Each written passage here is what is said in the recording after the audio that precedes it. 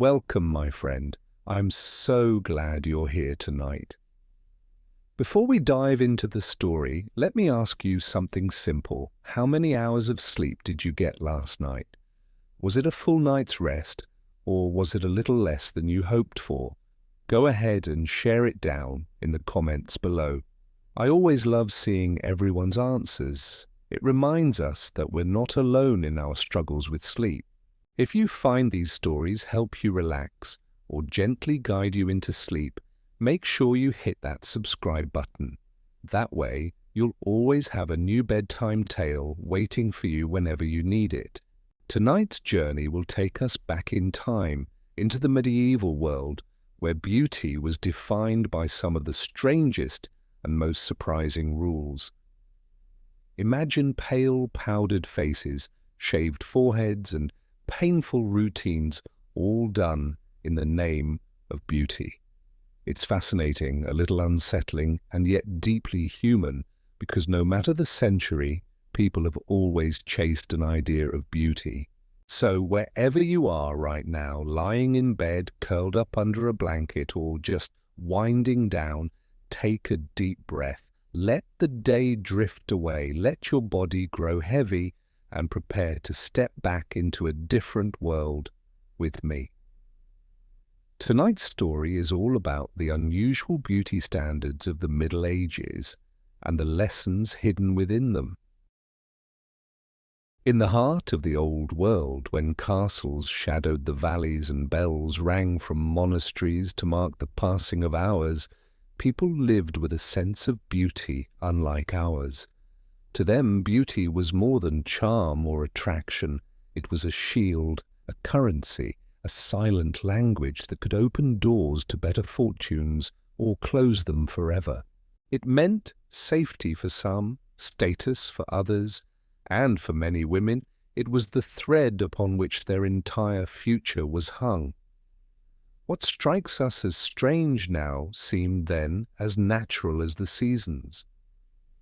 To live without beauty was not only to risk loneliness, but to risk suspicion, for ugliness was often tied, in whispered tones, to sin or divine punishment.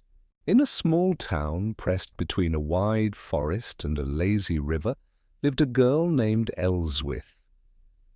The town was not rich, but it had its charms: stone-paved squares where chickens pecked, houses of timber leaning like tired old men, a marketplace alive with smoke and bread and wool.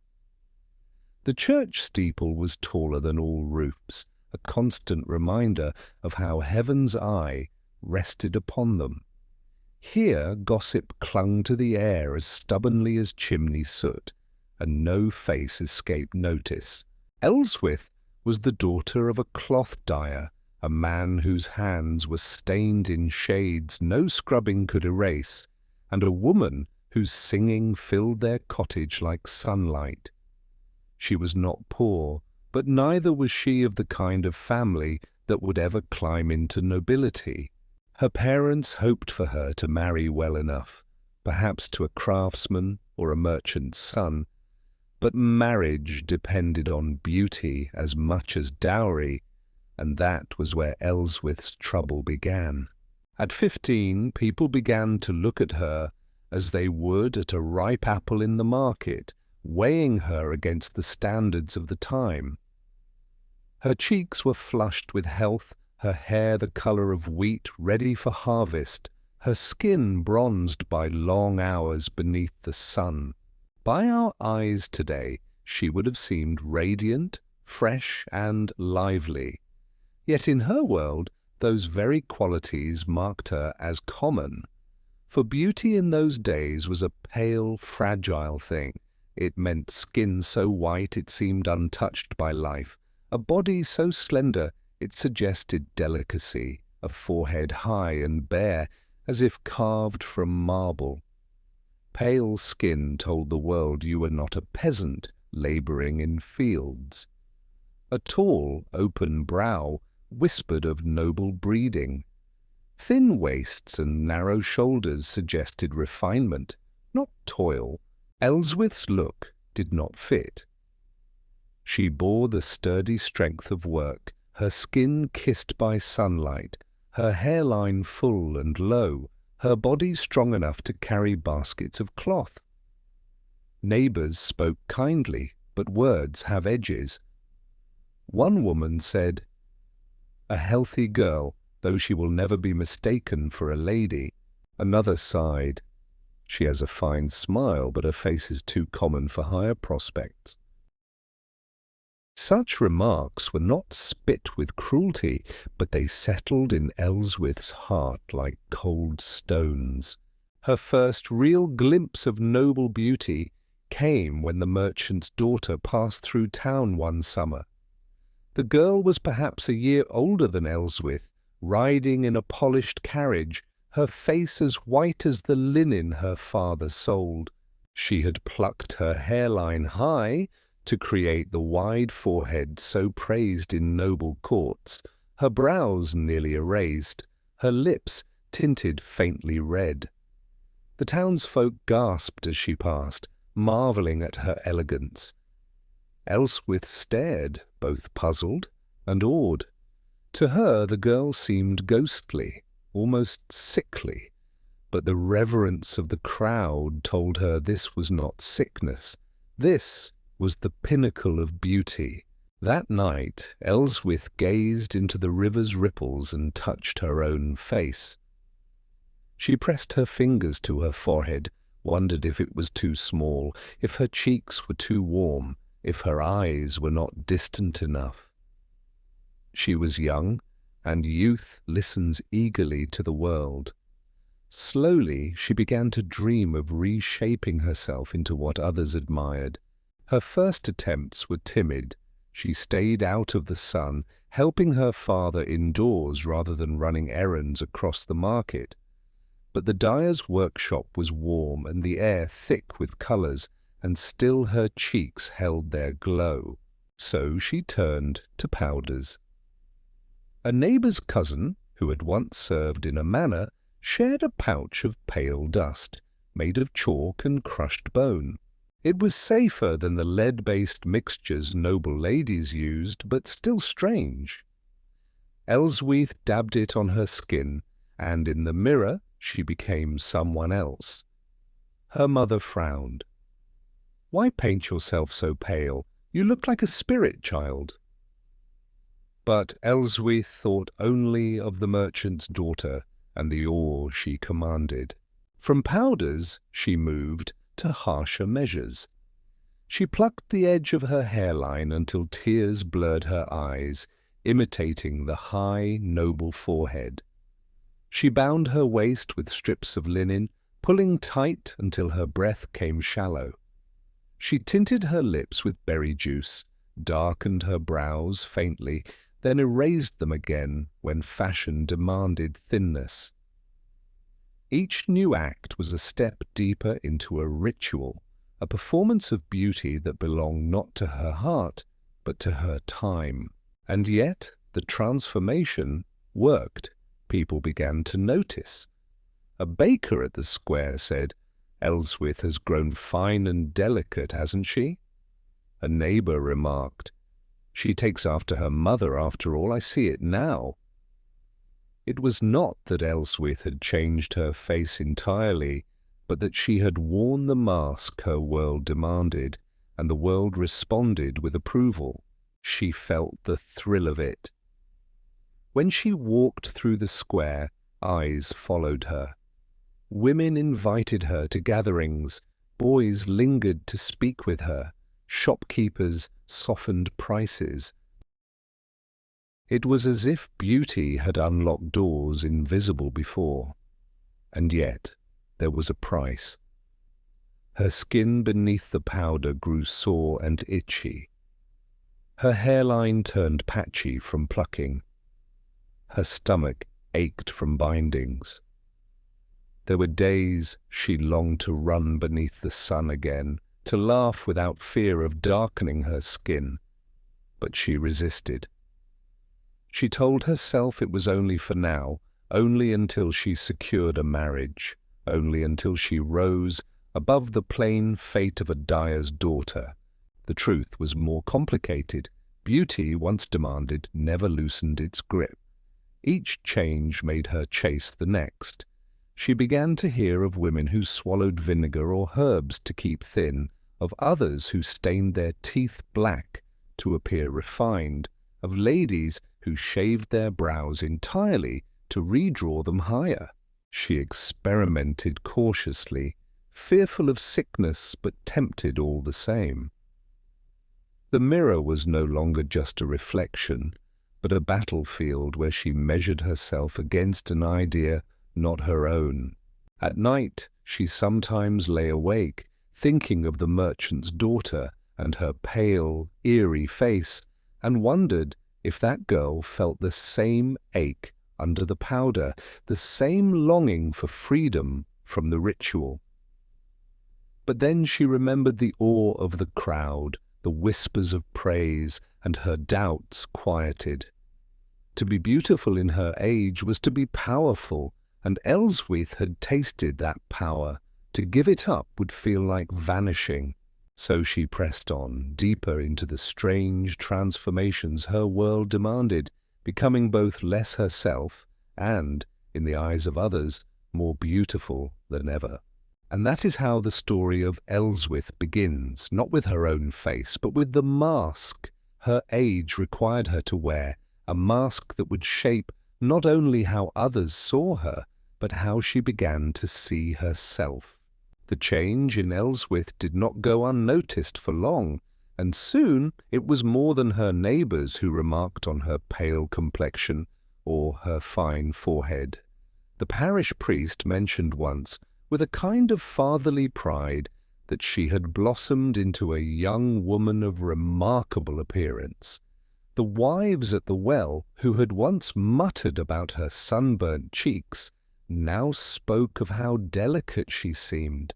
Even children, always cruelly honest, whispered of her as if she was something rare. In the market square, where news spread quicker than any bird could fly, Elswyth's transformation became a small marvel. The cloth dyer's daughter, once overlooked, now drew glances wherever she walked. And though her parents did not fully approve of the powders or the plucked hairline, they could not deny the shift in how others treated her. Her mother sometimes sighed and said, "I do not recognize you any more, Elswyth." But in her sigh there was also relief, for beauty promised prospects, and prospects promised safety. Marriage offers began to appear, at first only hinted, then openly spoken. A blacksmith's son lingered by the workshop, offering to carry baskets for her. A cooper's apprentice found excuses to pass their street.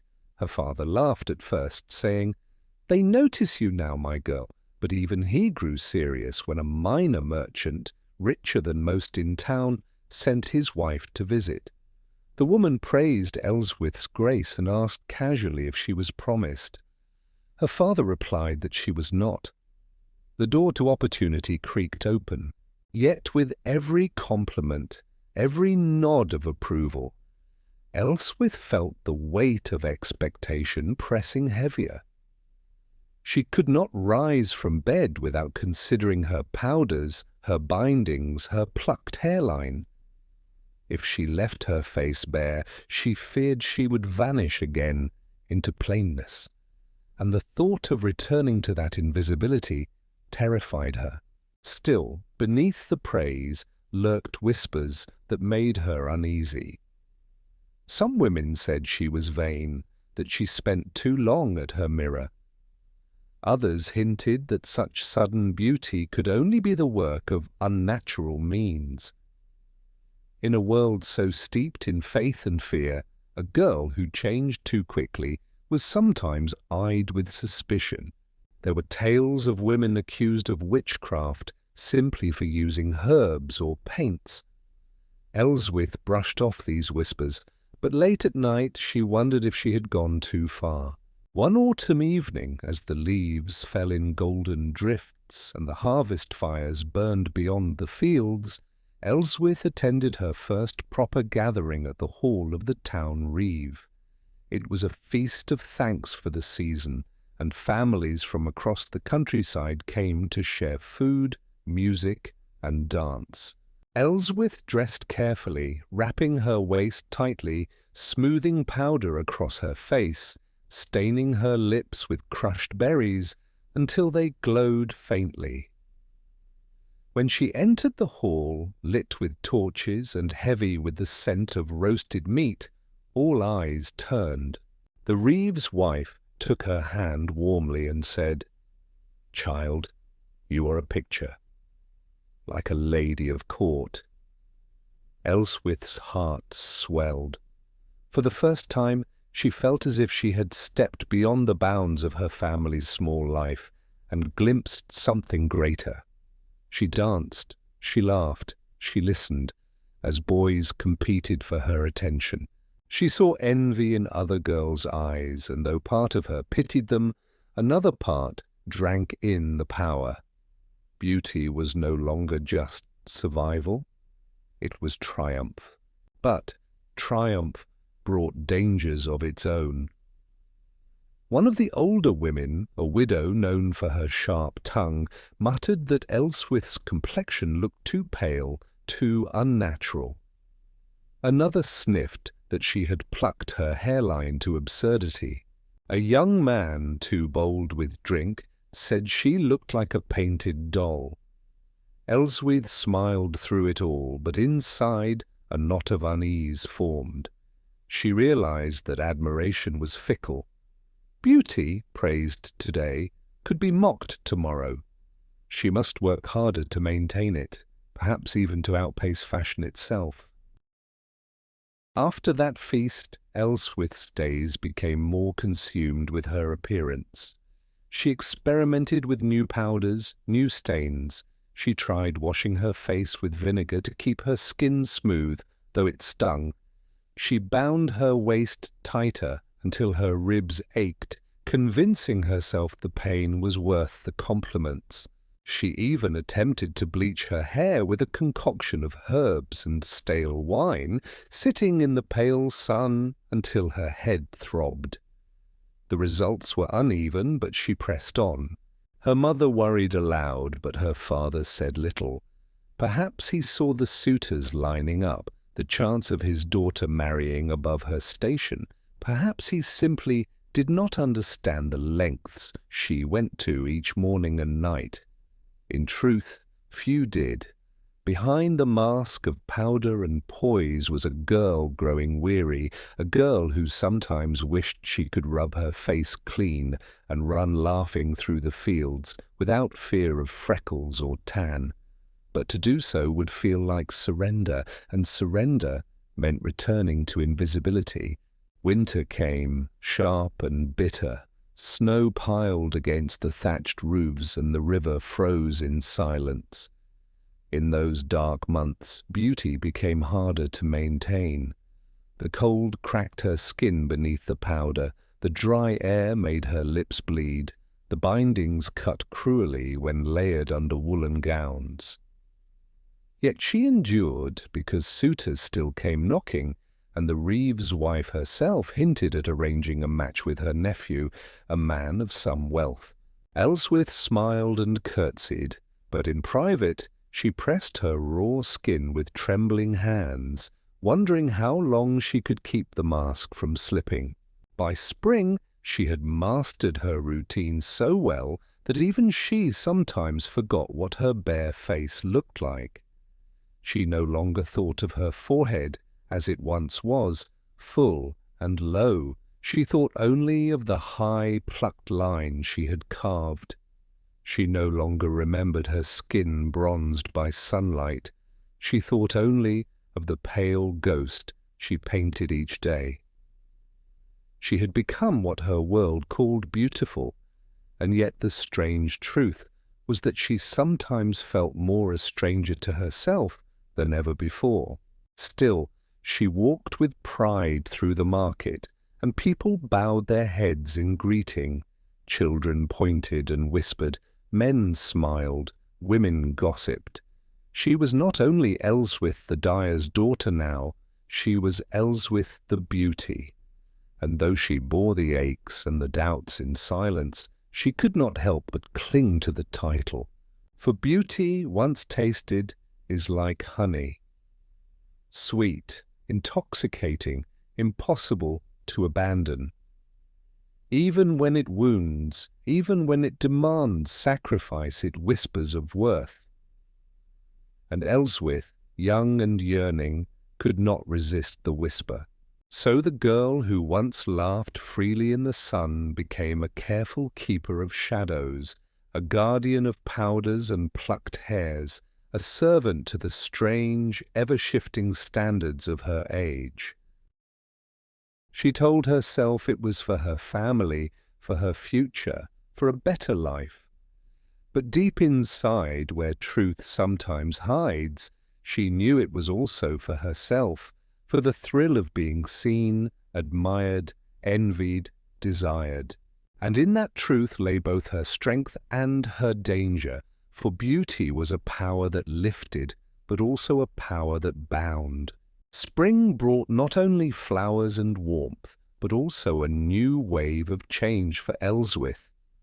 By now her name was known not just in her street or the market square, but in neighbouring villages. People spoke of her as though she were a figure in a story, a girl who had turned herself from common into extraordinary. Some said she was blessed, others muttered she was lucky, and a few suggested she was cunning. Whatever the words, they all pointed toward the same truth. Elswyth was no longer invisible. This new fame carried her into circles she had never walked before. The Reeve's wife began to invite her more often, introducing her proudly to visitors, as though she were proof that their town could produce such beauty. Local merchants began to view her with interest, not only as a marriage prospect, but as a kind of ornament, a living display of refinement. When Elswyth walked through the marketplace, women paused their bargaining to glance at her. Young men adjusted their caps, eager to be seen. Even travelling peddlers spoke of hearing whispers about the dyer's daughter, whose skin shone pale as parchment.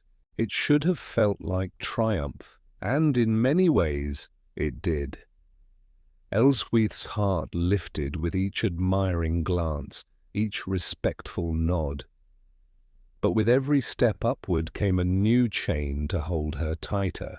She could not appear in public without the mask of her powders and bindings.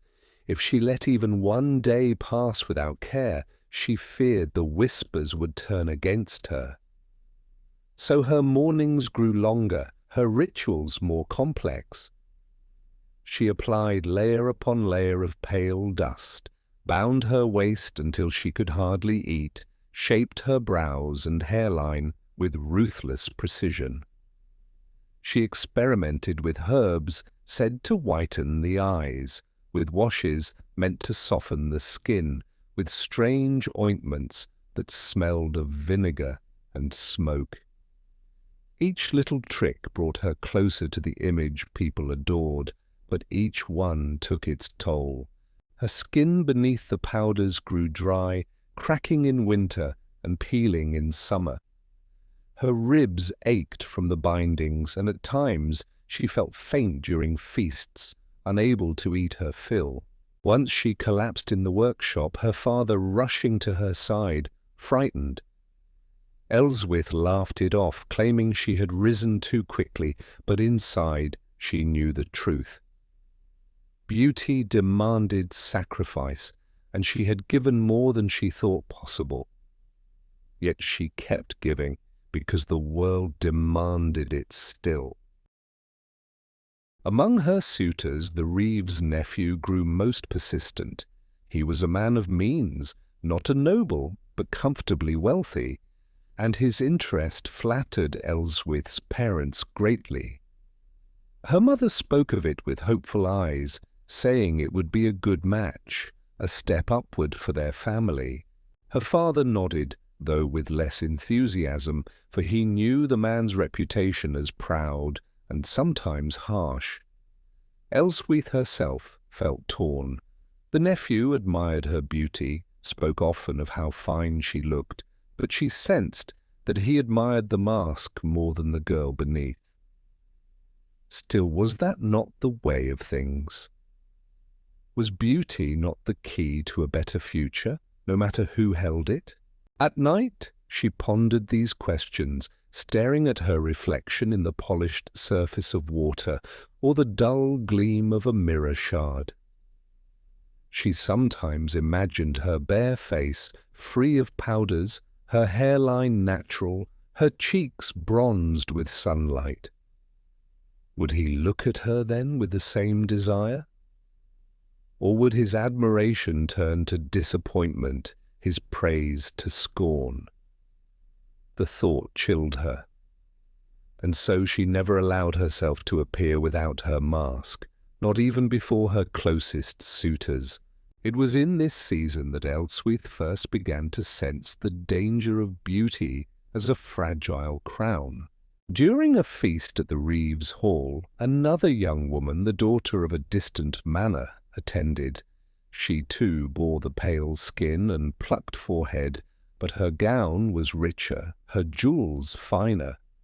When she entered, murmurs rose around her, and suddenly Elswyth was no longer the centre of the hall. For the first time in months, admiration shifted away from her, and she felt the sting of it like a slap. She smiled and curtsied, pretending not to notice, but inside she burned with unease. She realized then that beauty was not a destination, but a race. There would always be another, fairer or paler, more adorned or more delicate. The crowd's eyes were fickle, and she would need to run ever faster to keep them fixed upon her. It was not enough to maintain her mask. She must perfect it, elevate it, perhaps even invent new ways of appearing more refined. So she sought out remedies and secrets wherever she could. Old women who sold herbs in the market whispered of concoctions to thin the figure, to whiten the skin, to brighten the hair. Some mixtures were harmless, little more than vinegar and herbs. Others carried poisons, though Elswyth did not always know it. She tried them all in cautious amounts, testing, adjusting, hoping to stay ahead of the curve. Her stomach grew weaker, her head often spun, but when she caught her reflection, pale and fine, she felt vindicated. Her friends, if they could be called such, grew fewer. Many girls her age looked at her with envy rather than affection. Some mocked her behind her back, saying she had become vain, a doll painted each morning. Others tried to copy her, plucking their own hairlines or applying powders, but few could sustain it as she did. Elswyth found herself alone more often, admired but not confided in, praised but not embraced. Beauty gave her attention, but it also built a wall around her. And yet she could not imagine stepping back. Her parents were proud, her suitors eager, her place in society higher than ever before. To give up her beauty would be to betray not only herself, but her family's hopes. So she endured the loneliness, the aches, the whispered envy. She told herself it was worth it, that one day she would marry well, and all the sacrifices would be justified. But in the quiet of night, when powders were washed away, and the bindings loosened, she sometimes touched her own face and wondered who she truly was beneath it all. Was she still Elswyth, the dyer's daughter, who once ran laughing in the sun? Or had she become someone else entirely, a creature shaped by powders and plucking, by whispers and envy? She could not answer. She only knew that the mask had become her face, and she no longer knew how to live without it. And so her story moved forward, step by step, deeper into the strange world of medieval beauty, where every gain carried a hidden loss and every praise masked a silent demand. By the time another year passed, Elswyth's life had changed so much that even she sometimes found it hard to believe. She had started as just the cloth dyer's daughter, a simple girl with sun-browned skin, but now she was known across the town as one of the prettiest faces people had ever seen. Her pale powders, her high-plucked forehead, her slim waist, all of it had turned her into something others whispered about. And once whispers grow strong in a small town, they spread like smoke into every corner. Everywhere she went, people looked at her. Some admired her, some envied her, some judged her quietly, but no one ignored her anymore. And that was what she had wanted in the first place, to be seen, to be noticed, to not be the invisible girl at the well while others got all the praise. But with this new life came new troubles, ones she never thought of before. She woke each morning, and the very first thought in her mind was always the same. How do I look? She no longer thought of breakfast first, or chores, or even prayers. It was always the powders, the bindings, the plucking. Her whole day depended on how carefully she painted her face and shaped her body. If the powder cracked, if her hairline looked uneven, if her cheeks flushed too red with heat, she felt panic rise inside her chest. She had made herself into a beauty, but it felt like carrying a mask that could slip at any moment. Her parents noticed, of course. Her mother often told her to rest her skin, to wash her face clean, to stop binding herself so tightly. But Elswyth only shook her head. She couldn't risk it. Not now. Not when so many eyes were on her. Her father said little, though he sometimes sighed when he saw her wince from the tight laces around her waist. He wanted her to marry well, and he knew her beauty gave her that chance. He cared for her, but he also cared for the future of the family, and so he stayed silent most of the time. The Reeves' nephew kept coming around. He brought gifts, sweetmeats, ribbons, little carved trinkets, and always spoke of her looks. He called her delicate, graceful, elegant. At first Elswyth felt flattered, but soon she noticed that he never asked about her thoughts or her dreams. He only admired her as if she were a picture on a wall. She wondered if he would still look at her with such shining eyes if she took away the powders and bindings, if she showed him her real self. The thought scared her. One day, during a feast, she met another young woman who caught everyone's eye. This woman was taller, paler, dressed in a gown finer than anything Elswyth had ever worn. She carried herself with a noble air, and the people in the hall whispered about her beauty, just as they had once whispered about Elswyth. And in that moment, Elswyth felt the sting of being pushed aside. She smiled, she danced, she played the part she always played, but deep inside she felt the cold fear that her beauty could be forgotten as quickly as it was found. That night she lay awake and thought about how fragile it all was. She had worked so hard, changed herself so painfully, just to be admired, and still it could be taken from her in an instant. There would always be someone fairer, richer, more admired. Beauty was not a crown that stayed still. It was like water, always moving, always slipping through her hands. and so she decided she had to go further. If she wanted to keep her place, she had to keep ahead. She began asking old women in the market for more secrets. They sold her herbs to whiten her skin, washes to soften her face, strange drinks to keep her waist small. Some of these things tasted bitter and left her stomach aching. Others burned her skin or made her dizzy. But she kept using them, telling herself it was the price she had to pay. People around her noticed changes. She grew thinner, more fragile-looking, and though many admired it, some whispered she looked unwell. Her lips were often pale from the bitter herbs, so she painted them redder with berries. Her cheeks, once naturally rosy, now needed tint to look alive. And still she pressed on, because no matter the pain, no matter the cost, the praise she received was worth it to her.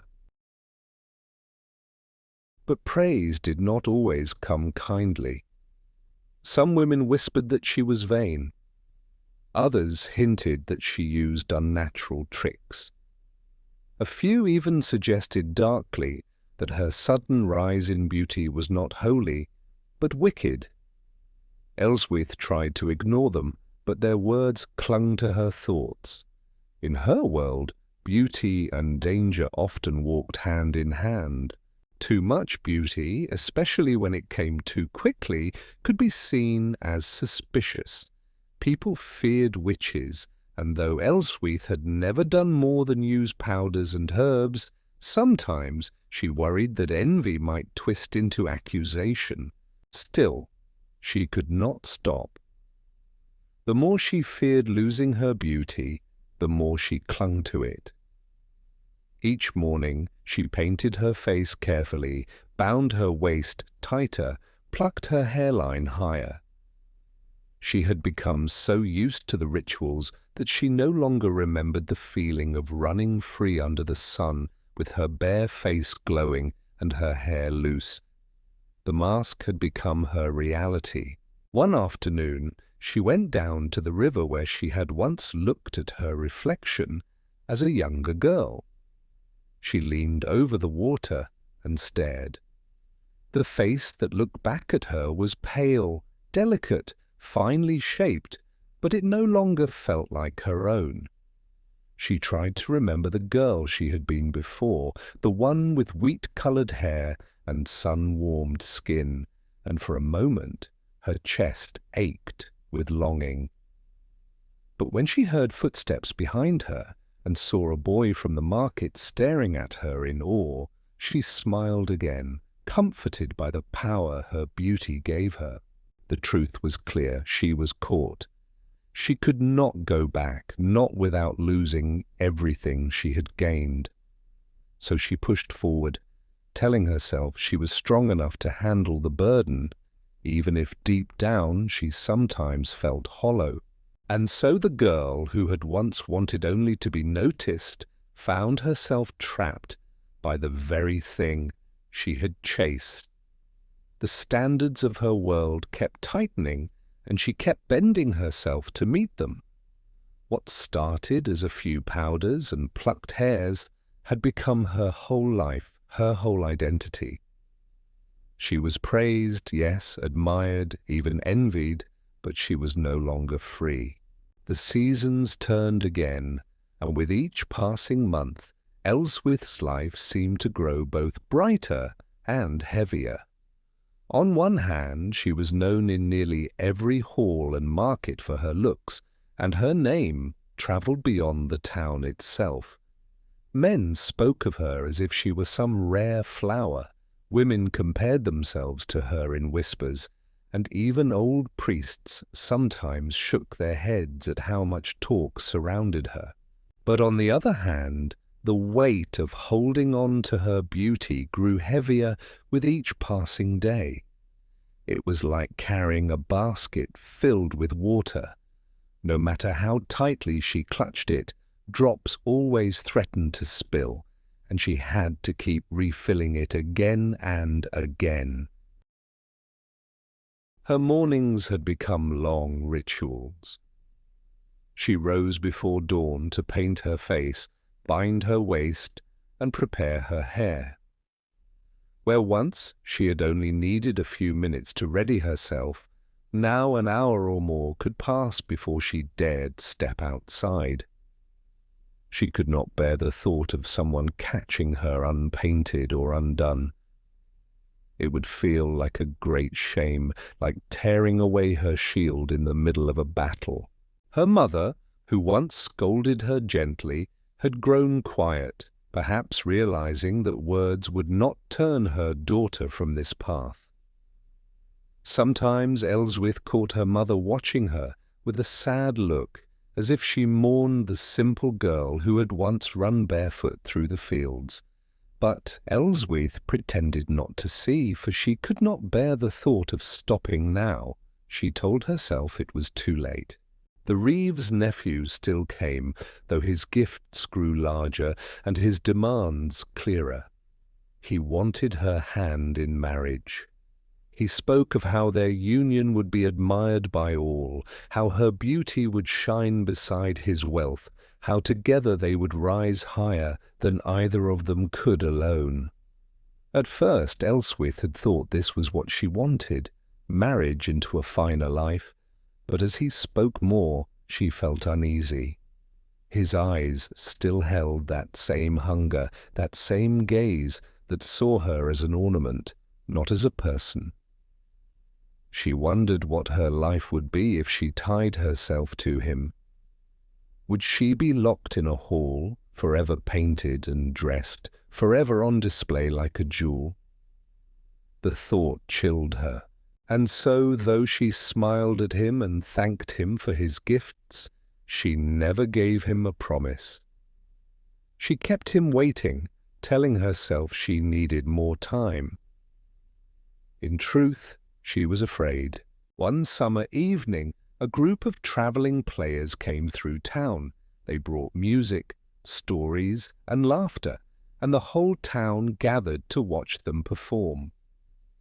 Elswyth went as well, dressed in her finest gown, her face painted as carefully as ever. She expected the usual stares and whispers, but that night something new happened. Among the players was a young woman with hair dark as raven's wings and eyes full of fire.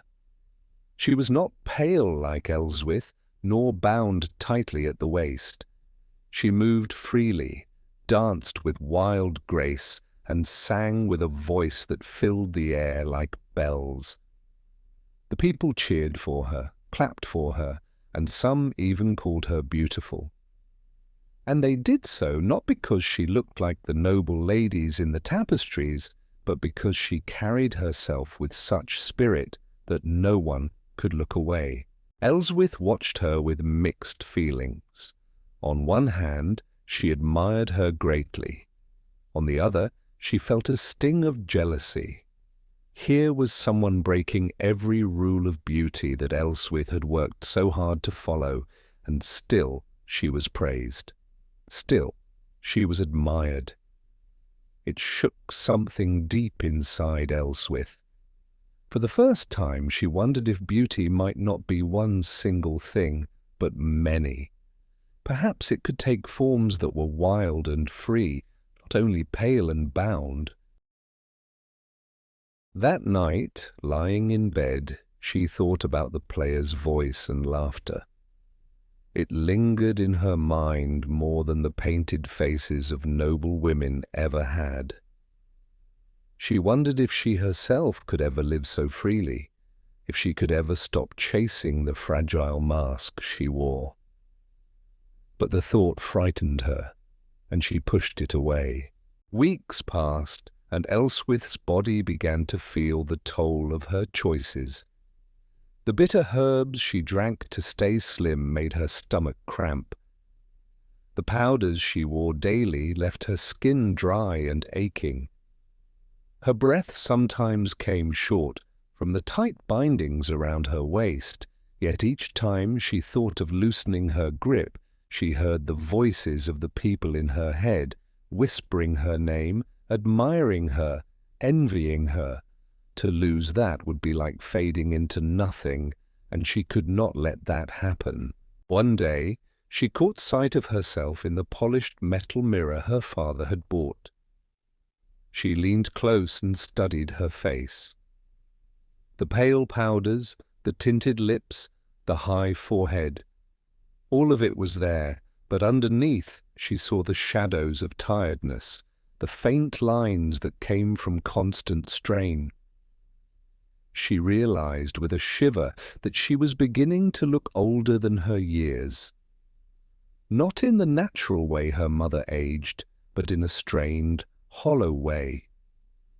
The kind that came from forcing her body to be something it was not. Still, when she stepped outside and a group of boys gasped at her beauty, she straightened her shoulders and felt strong again. Their admiration was like a drink that eased her thirst, even if only for a moment. She was caught in a cycle she could not escape. Rumors began to grow louder. Some said she had secret charms, others whispered she used witchcraft to keep her looks. Envy twisted into suspicion just as she had feared. She laughed it off in public, but in private she worried. In her world, such whispers could be dangerous. Women had been accused of witchery for far less.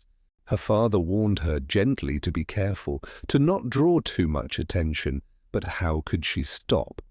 Her beauty was her armor, her ladder, her power. To give it up would be to fall back into the shadows she had once lived in, and she would rather endure suspicion than vanish.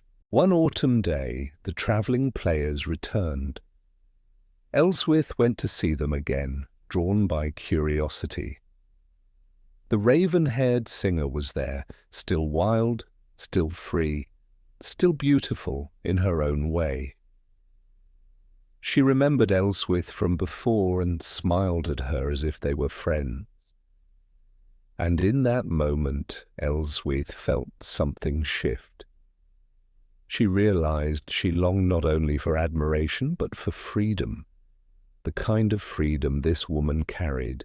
But freedom came at a cost, just as beauty did. Elswyth was not yet ready to choose. She stood between two paths, caught between the mask she had built and the life she secretly longed for. As winter drew near, the snow covering the town, Elswyth sat by the fire one evening and thought of her younger self. The girl who had first leaned over the river, longing to be seen. She had gotten what she wanted, more than she ever dreamed, but it had bound her tighter than any rope. She whispered softly to herself, asking if it was worth it. The crackle of the fire gave no answer, and so, as the year closed, Elswyth carried on. Still painting, still binding, still admired, still envied. But inside a new question had begun to grow, one she could not silence. Was beauty meant to be a cage, or could it be something else, something freer? Winter deepened, and the world outside seemed wrapped in silence. Snow pressed against the roofs, smoke curled from chimneys, and the town grew slower with the cold. Yet inside Elswyth's mind, things were far from still. Each day she woke and painted her face as carefully as ever, bound her waist until she could scarcely breathe, and polished herself like a jewel to be displayed. But more often now she felt the strain. The admiration she received no longer filled her so quickly. It was like eating bread that grew stale, chewing and chewing without satisfaction. She often remembered the raven-haired singer, dancing wildly under the summer sun, her laughter carrying across the crowd. That memory returned again and again, like a dream she could not quite leave behind. Elswyth wondered why it lingered so strongly. Perhaps it was because that woman had looked so alive, so unconcerned with rules and powders and bindings. She had seemed free in a way Elswyth was not, and sometimes, when she was alone, Elswyth wondered if freedom might be more beautiful than anything else, but she never let those thoughts show. Out in the market, she still carried herself like a lady, still accepted gifts from admirers, still turned heads wherever she went. The Reeves nephew continued to chase her, sending her fine fabrics, silver pins, even a small mirror made of polished glass, rare and costly. He pressed her more often now, speaking of marriage and children, of lands and halls they would share. Each time she smiled and said she needed to think. Inside, however, she felt cornered. Marriage to him would mean safety in some ways. She would live in comfort, dressed in silk, shielded from want. Yet she also knew what it would mean for her freedom. She would be expected to remain always beautiful, always pleasing, always silent when he spoke. Her beauty would no longer be hers. It would belong to him, displayed like a banner of his wealth. She shivered at the thought, though she did not dare say it aloud. One evening, while she sat by the fire with her mother, she dared to ask a question. "What was it like," she asked softly, "to grow old?" Her mother looked at her with surprise, then with gentleness. "It is not easy," her mother said. "People look at you less, they listen less, they treat you as if you fade before their eyes. But," she added, "there is a kind of freedom in it too. You stop chasing what you cannot hold, and you find worth in other things." Elswyth thought about this for days. She could not imagine such a life, yet part of her longed for the ease her mother described. To stop chasing, to stop painting, to simply be. What would that feel like? But she was not ready to find out. Not yet. As the snows melted and spring crept back into the world, whispers grew louder in the town. Some women said Elswyth had grown too proud, too vain, and that pride would bring her low. Others still muttered about charms and witchery, about how no natural woman could keep such beauty so long. A few even prayed aloud for her soul, as if her face itself were a sin. Elswyth tried to ignore them, but the words stung. She had long feared this turn, the way envy could twist into cruelty. One day, she overheard two girls speaking behind her in the market.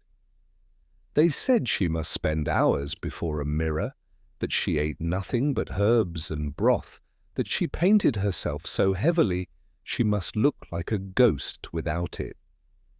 They laughed as they said it. Elswyth walked away with her head high, but inside she burned with shame. For the first time, she wondered if people admired her less than she thought, if perhaps they only watched her to see when she might stumble. That night, she did not sleep. She lay awake thinking of the girl she had been, the one who leaned over the river's edge, longing to be noticed. She thought of how far she had come and how much of herself she had given away. And she wondered if beauty was truly a gift, or if it was a bargain she had struck without knowing the cost. The following week, the travelling players returned once more, and this time Elswyth could not resist going to see them. She slipped into the crowd, her face painted, her hair shining with oil, her gown the finest she owned. She felt eyes on her as always, but when the raven-haired singer stepped onto the stage, all eyes turned away. For a moment, Elswyth felt a pang sharper than any knife.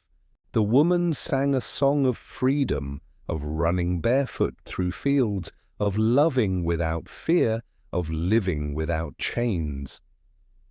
The crowd swayed and clapped, and some even wept.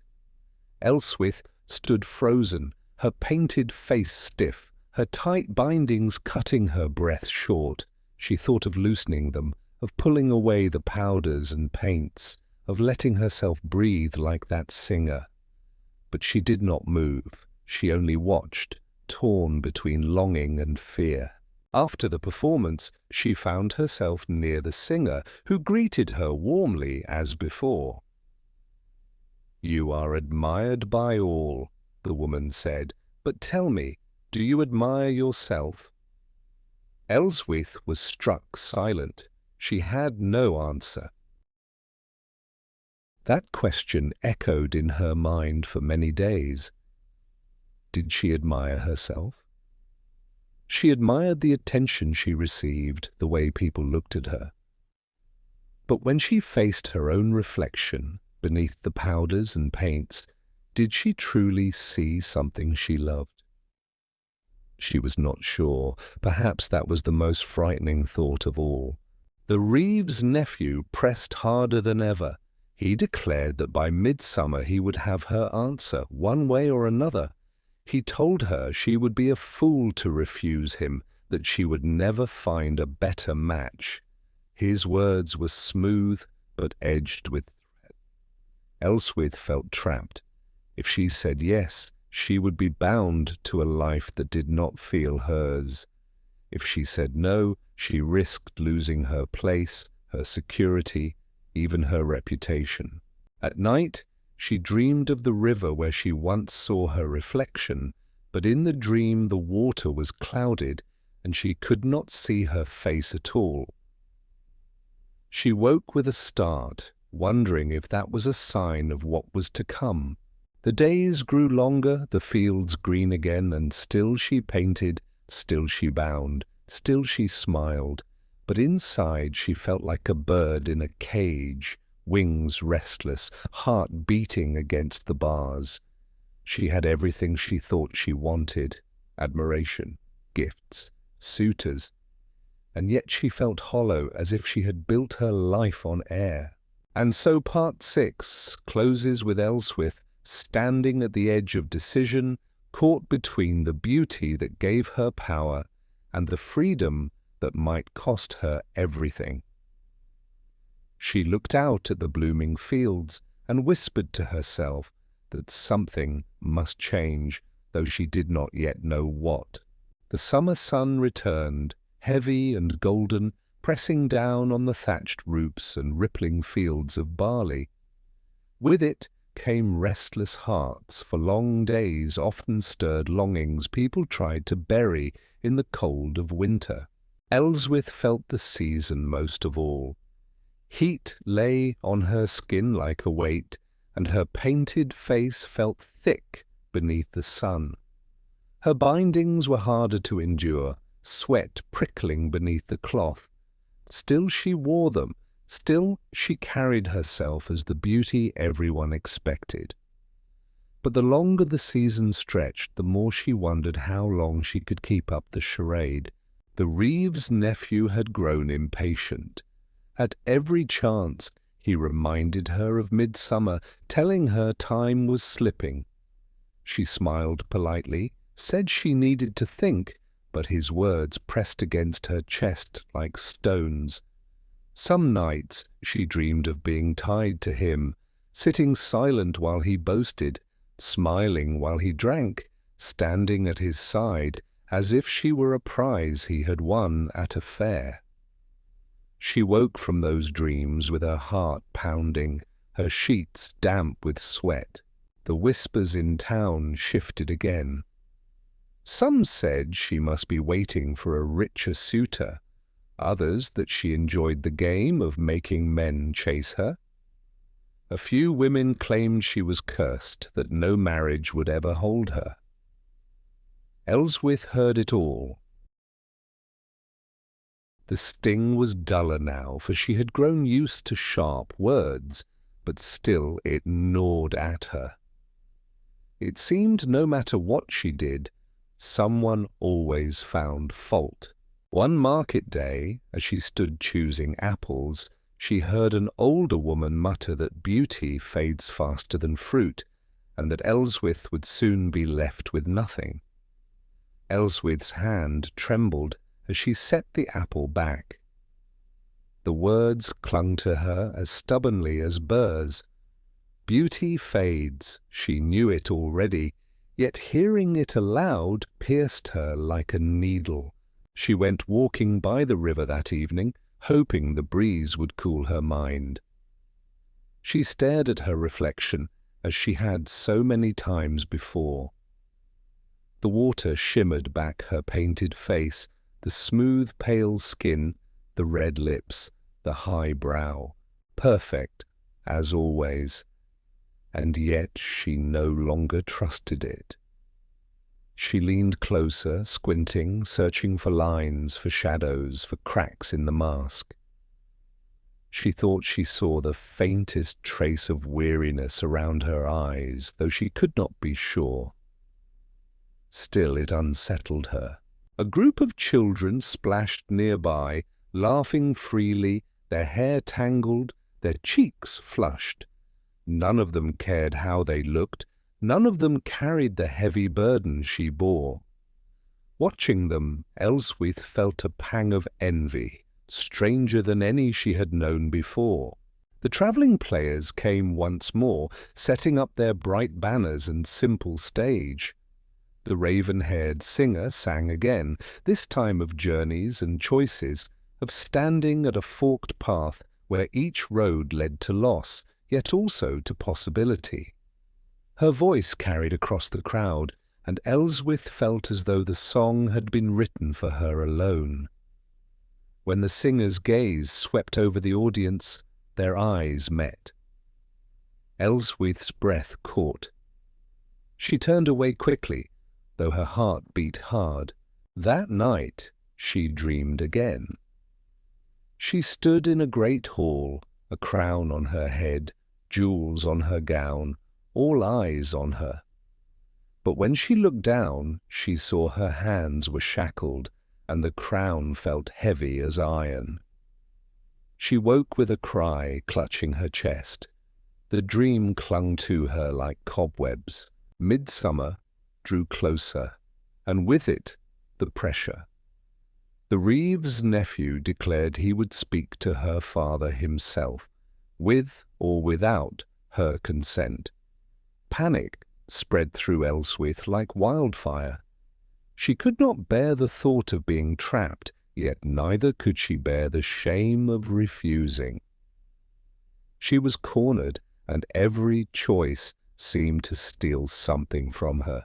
On the night of the midsummer fires, the town gathered on the green, dancing and feasting, flames leaping into the warm air.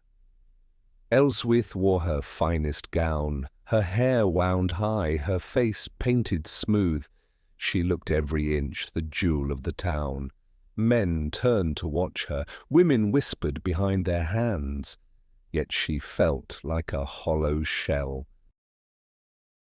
The Reeve's nephew approached her, smug and certain. He reached for her hand, but before he could speak, she stepped back. Her heart pounded so hard she thought it might burst. Around her the crowd roared with laughter and music, but she heard only the pounding in her chest. She thought of the singer's question, echoing still, "Do you admire yourself?" And suddenly she knew her answer. No, she did not. With trembling hands, she pulled at the laces of her gown, loosening the bindings until she could breathe. The crowd gasped as she tore away the stiff belt. She wiped at her painted face, smearing the powder, letting her true skin show beneath. Her hair tumbled loose as she pulled free the pins, dark strands falling over her shoulders. A hush fell over those nearest. The Reeve's nephew shouted her name, angry and shocked, but Elswyth barely heard him. For the first time in years, she felt air fill her lungs fully, felt her face bare under the night sky, felt her body move without the prison of cloth and paint. She lifted her arms to the firelight, and though the whispers rose louder, she did not shrink. Some laughed, some sneered, some gasped in horror. But a few clapped and a few smiled, and the raven-haired singer, standing at the edge of the crowd, lifted her hand in silent salute. Elswyth met her gaze, and for once she did not turn away. The night carried on, but Elswyth knew nothing would ever be the same. She had broken the image that bound her, shattered the mirror she had carried all these years. The road ahead was uncertain, perhaps even dangerous, but it was hers at last. She walked away from the fire, her bare face shining with sweat and moonlight, her hair free, her heart lighter than it had ever been. The Reeves' nephew shouted after her, calling her mad, calling her ruined. The crowd buzzed with gossip already. Yet Elswyth only walked faster, her steps firm, her breath deep. For the first time, she was not a jewel or a trophy. She was simply herself. And in that moment, she felt beautiful in a way no powder or paint had ever given her. The morning after midsummer, the town buzzed like a hive struck with a stick. Everywhere Elswyth went, she felt eyes prick at her like thorns. Women at the well hushed their chatter when she passed. Men at the forge paused their hammering. Children stared with wide, curious eyes. News of her wild act had spread faster than fire on dry thatch. They said she had gone mad in front of the flames, tearing off her bindings and paint like a witch casting off her disguise. They said she had shamed her father, ruined her future, mocked every decent woman who had worked so hard to appear proper. Some even said spirits had touched her, that no one in their right mind would throw beauty away so carelessly. Elswyth kept her head high, though inside she quaked. The air felt different without the mask of powder, her skin exposed to both sun and judgment. She wore her plainest dress, loose and comfortable, her hair braided simply down her back. It was as though she had stepped out of one skin and into another, yet the new one was tender, raw, unprotected. Her father did not speak to her that morning. He sat at the table in silence, bread untouched, hands gripping the edge as if to steady himself. Elswyth's stomach knotted, but she ate slowly, refusing to let her hand tremble. She knew he bore the shame as much as she did. Men whispered that he had failed to control his daughter, that he had allowed her to disgrace their name. She hated that her choice dragged him down with her, yet she could not undo what she had done. By midday the Reeves' nephew arrived, his face red, his voice loud enough for the whole street to hear. He accused her of humiliating him before the crowd, of wasting his time and efforts, of making him a laughing-stock. Elswyth stood in the doorway, her bare face calm though her insides churned. She told him plainly that she would not be his wife. His face twisted as though she had struck him, and he spat on the ground before storming away. Neighbours leaned from windows to watch, and Elswyth knew the gossip would triple before the sun set. Her father closed the door slowly, his shoulders sagging. For a long time he said nothing. At last, in a low, rough voice, he asked her why. Elswyth swallowed hard. She could not tell him about the suffocating nights, the choking bindings, the hollow dreams. She could not put into words the weight of the mask she had shed. So she only said, because I could not breathe." He looked at her for a long time, as though searching her face for the girl he had once known. Then he turned away, and that was the end of it. The days that followed were hard. She felt the sting of whispers everywhere, though not all were cruel. A few women looked at her with something like pity, others with quiet admiration, though none dared say it aloud. The baker's wife gave her an extra loaf one morning, pressing it into her hands without a word. The smith's daughter offered her a smile when others turned their backs. These small kindnesses felt like warm embers in a cold hearth, enough to keep her spirit from going out. Yet there were darker moments too. Some boys shouted names at her in the street. A man muttered that she was spoiled goods, unfit for marriage. Once, as she drew water, a woman clucked her tongue and said Elswyth's poor mother would weep to see her daughter so ruined. Each barb stung, yet she learned to let them roll off her like rain on stone. One evening she walked again by the river, the place where she had so often studied her reflection. Now, when she gazed into the rippling water, she saw no painted mask, no false perfection. She saw herself, raw and plain, with all her small flaws visible, and strangely, she did not flinch. The face staring back seemed gentler, softer, more alive. She touched her cheek, half expecting it to vanish like a dream. The travelling players lingered longer that summer, performing on the green for nights in a row. Elswyth found herself drawn to their songs, slipping quietly into the crowd, though she knew people whispered at her presence. The raven-haired singer noticed her, she was sure of it, for their eyes met more than once. There was no pity in the singer's gaze, no scorn, only something steady, like a flame that burned without wavering. It gave Elswyth courage she did not know she still possessed. One night, after the crowd drifted away, Elswyth lingered near the stage. The singer approached, her cloak thrown loosely over her shoulders, her hair unbound.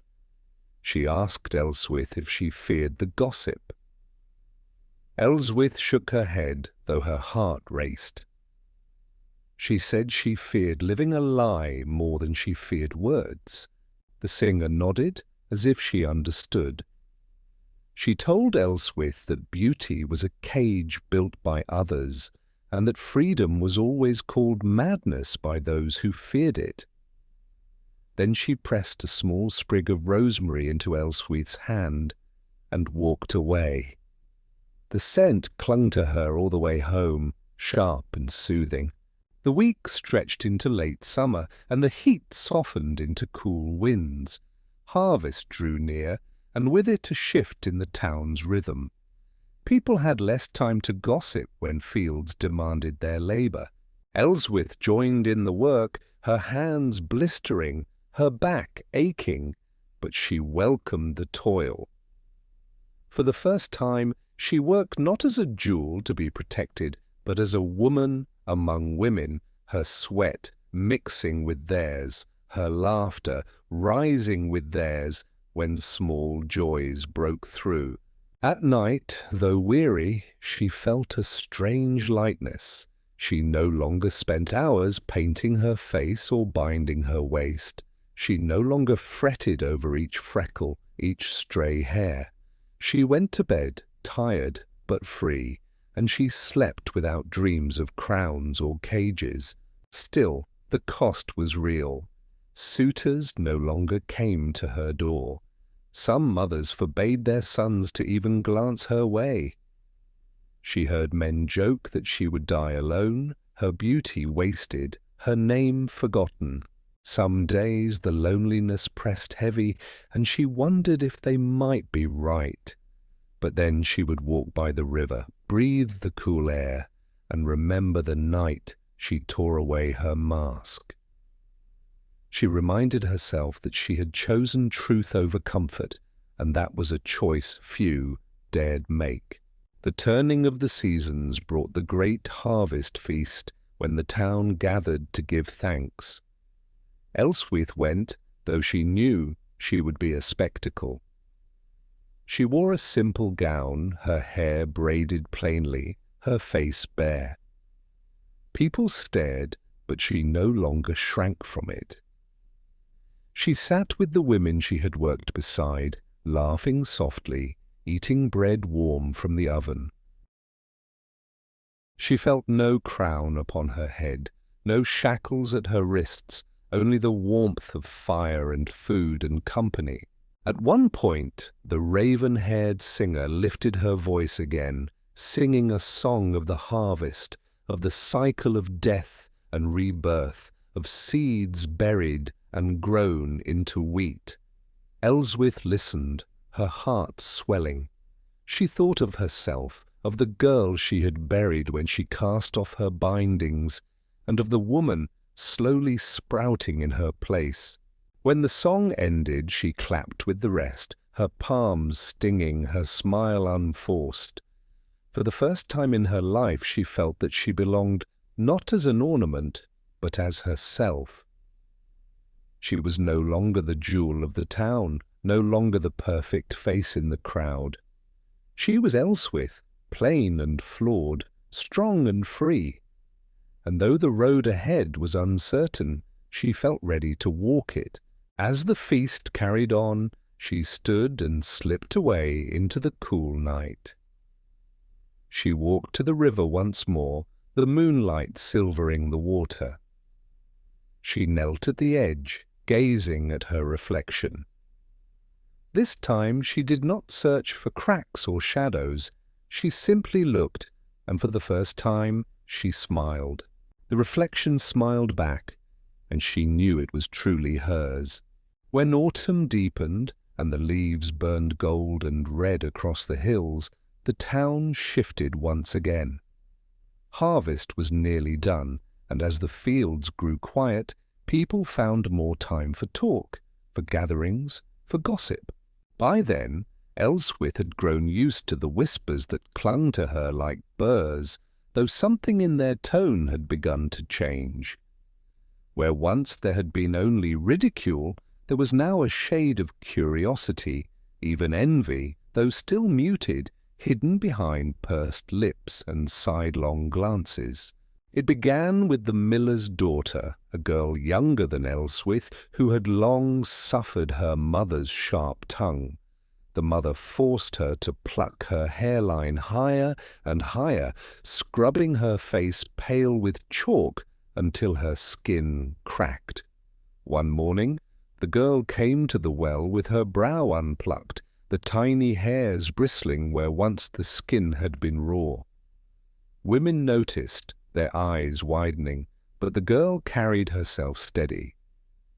Elswyth caught her gaze and offered a small nod.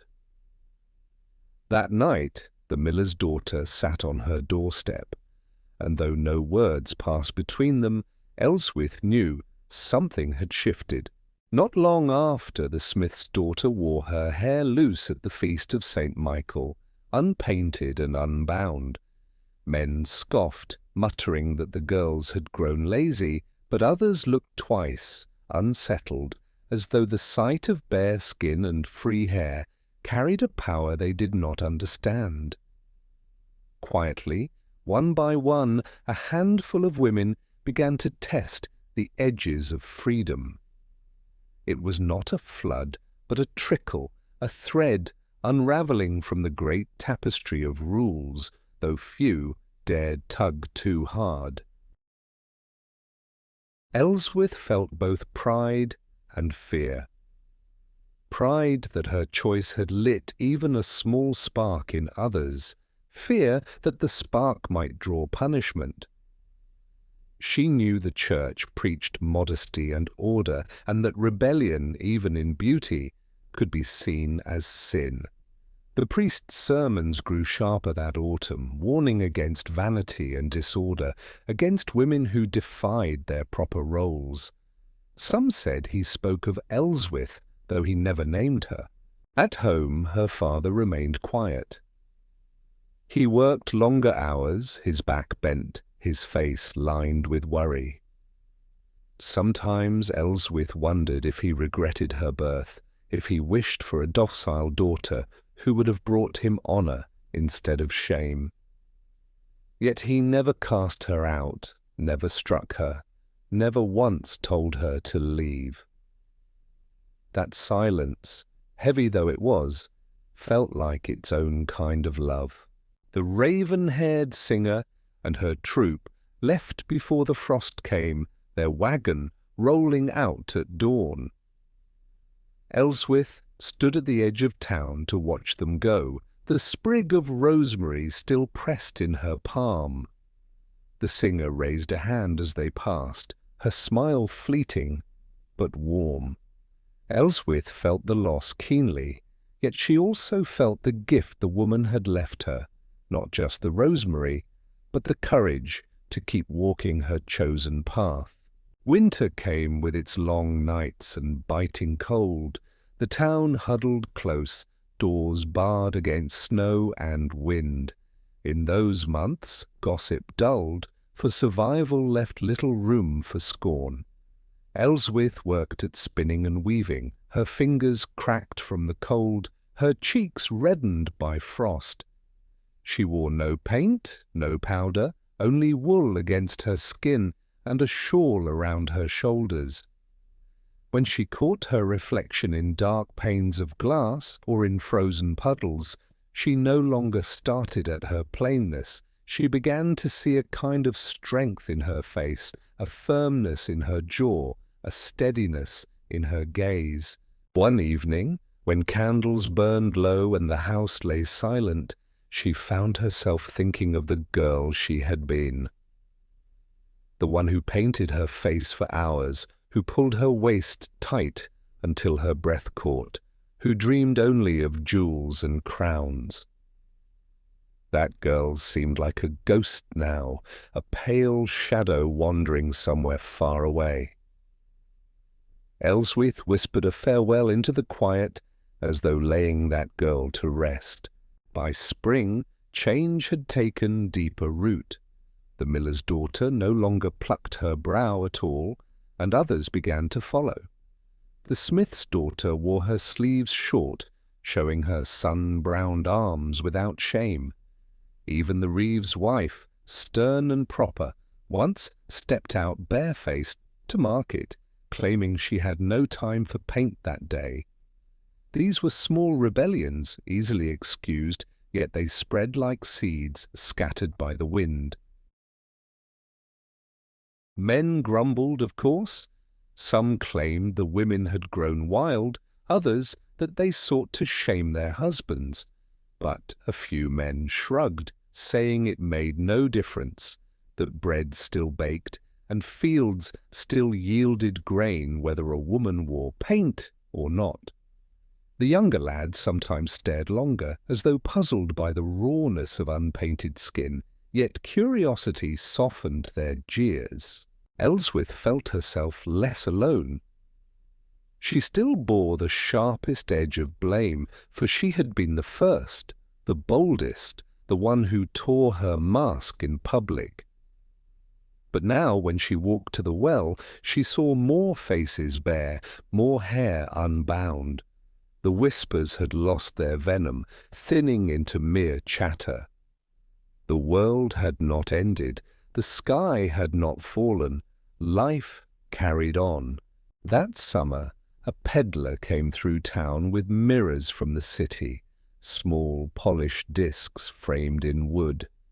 Women crowded to buy them, eager to study their faces. Elswyth watched from afar, remembering the hours she once lost to her own reflection. Yet she noticed something new. Not every woman frowned at freckles or cursed at blemishes. Some studied themselves with quiet wonder, as though seeing their own skin for the first time. A few even laughed, carefree, at the lines and quirks revealed. change was slow, uneven, sometimes hidden. Many women still painted, still plucked, still bound themselves tight. But the idea had been planted that one might choose otherwise, that beauty was not only one shape, one mask, one prison. And Elswyth, though she did not claim it, knew that her wild midsummer act had planted that seed. Her father aged more quickly now, his hair thinned, his hands shook after long days. Elswyth took on more of the work, shouldering tasks he once bore alone. They spoke little, yet their silences grew gentler, less heavy. One evening he placed his rough hand over hers at the table. He did not speak, but the gesture said enough. Forgiveness, perhaps. Acceptance, perhaps, or simply love, plain and wordless. As midsummer approached again, Elswyth felt a stirring in her chest. A year had passed since the fire, since she tore away her bindings. She walked once more to the green, though no crown waited for her this time. Children played, men set up benches, women strung garlands of flowers. Life turned its wheel, steady and endless. Standing at the edge of the green, she watched the new crown-bearer, a younger girl dressed in white, her face powdered, her hair plucked and painted. The crowd cheered, as they always had, their eyes dazzled by the glow of artifice. Elswyth felt no envy, no bitterness. Instead, she felt a calm certainty. The girl would walk her own path, whether chained or free. Elswyth's own path was hers alone, no longer bound by crowns or cages. She turned away from the green and walked to the river. Kneeling by the water, she studied her reflection once more. The woman who gazed back was neither jewel nor ghost. She was flesh and spirit, marked by labor and choice, scarred by scorn, yet tempered by freedom. And for the first time, Elswyth felt not just peace, but pride. The wind rippled the water, breaking her image into many fragments, each different, each true. She touched the surface gently, watching the pieces scatter and return. She thought of the other women in town, each fragment of change, each ripple spreading. She wondered what the river of time would carry after she was gone. When she rose, the rosemary sprig was still tucked in her gown, dried and brittle, yet fragrant still. She pressed it to her lips, a reminder of the singer's words, of courage, of freedom. Then she walked back toward the town, her steps steady, her shoulders unbowed. The world might never fully change, but she had, and that was enough. The years moved like quiet rivers, and soon Elswyth found herself older than she ever imagined she would be. Time, as it always does, wore its mark upon her body. The face that had once been scorned for its plainness grew lined and weathered by sun and wind, and her hands grew rough from years of work. Yet she carried herself with the same steady posture she had claimed that night by the midsummer fire, when she tore away the mask and let herself be seen. That moment had shaped her in ways she could never have guessed, and though the world around her did not transform overnight, small shifts had gathered like drops of rain that over time carve valleys into stone. The town had changed, though slowly and unevenly. Children grew into young men and women, and each generation tested the rules a little differently. Some still clung to the old ways, painting their faces pale, binding their waists, plucking their brows until skin bled raw. But others chose a gentler way, leaving their faces bare, their hair unbound, their bodies less restricted by the painful demands of fashion. No decree had fallen from the heavens, no sermon had commanded freedom. It had been quiet and ordinary, like the growth of grass. And yet Elswyth could see it clearly, the shift that had started as a spark in her own chest and spread outward into the hearts of others. When she walked through the market, people no longer whispered with scorn. Some still looked at her strangely, as if unable to shake the memory of the scandal she had once caused, but others looked at her with a different kind of gaze. Respect, perhaps, though it was a word rarely spoken aloud. Sometimes younger women sought her advice, not in matters of paint or gowns, but in matters of courage, in how to endure when the world pressed heavy upon them. Elswyth never thought of herself as a teacher, yet the questions came all the same. She gave the best answers she could, simple and honest. Do not let the world cut you down to fit its shape. Do not bind yourself until you cannot breathe. The body is not an enemy. Her father passed in the quiet of winter, his last breath leaving him as snow drifted across the roof.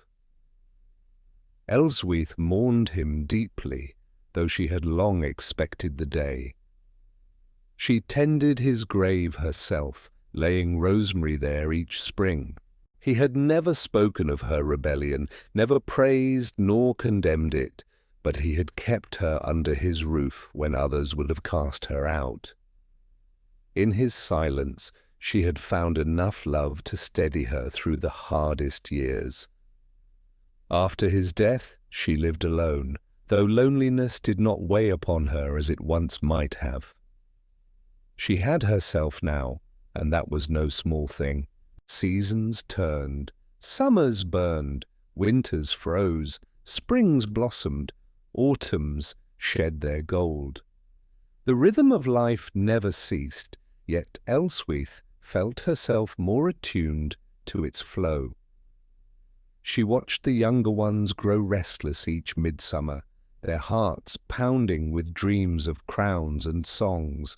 She watched them dress in white and paint their faces, their parents beaming with pride. And she watched, too, the ones who refused, who came in their own skin, who dared to show the world their unpainted truth.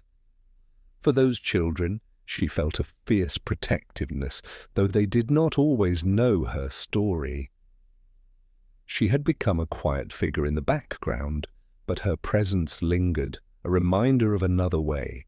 There were times in her solitude when Elswyth wondered what her life might have been had she chosen differently. Had she kept the mask, had she bound her waist and played her role, might she have married well, borne children, lived a life of comfort and approval. The thought came like a shadow, but it never lingered long. For deep in her bones she knew that such a life would have strangled her spirit. To live praised but untrue to herself would have been no life at all. She had chosen the harder road, but it was hers, and she walked it without regret. As her hair silvered, stories of her younger years began to take on a life of their own. Children who had not yet been born when she tore away her mask now whispered the tale as though it were legend. Some said she had stood in flames untouched, others that she had cursed the crowd and vanished into the night. The truth blurred, as truths often do, shaped by retelling. Elswyth never corrected them. She let the stories grow as they wished, for perhaps it was better that way. The tale belonged to the people now, no longer just to her. One year, as midsummer approached, the Reeves' granddaughter came to her door. The girl was young, her skin still fresh, her eyes wide with worry. She confessed she was afraid of failing, afraid of not being beautiful enough, afraid of disappointing her family. Elswyth listened quietly, the memories rushing back of her own nights of fear before the festival. She placed her hands gently on the girl's shoulders and told her what she wished someone had told her long ago. Beauty is not a crown, nor a paint, nor a shape forced upon you. It is the life in your eyes, the breath in your chest, the fire in your spirit. Do not fear their judgment, for they will judge no matter what you do. Live as you are. The girl wept softly, then smiled through her tears. When she left, Elswyth sat alone in her cottage, the old rosemary sprig pressed between the pages of a worn book.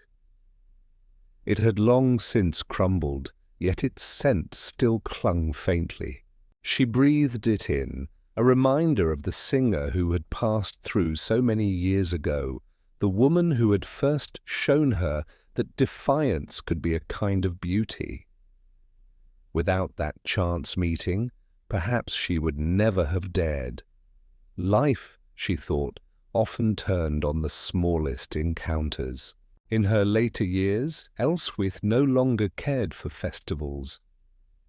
She watched from afar, content to sit by the river or walk through fields of wheat. She found beauty in simple things. The call of birds at dawn, the smell of fresh bread, the laughter of children chasing each other through the lanes. Where once she had sought beauty in jewels and crowns, she now found it in the ordinary, the overlooked, the real. Her heart grew gentler, her anger softened, though the core of her defiance never left. It had become part of her marrow, the quiet flame that guided her steps.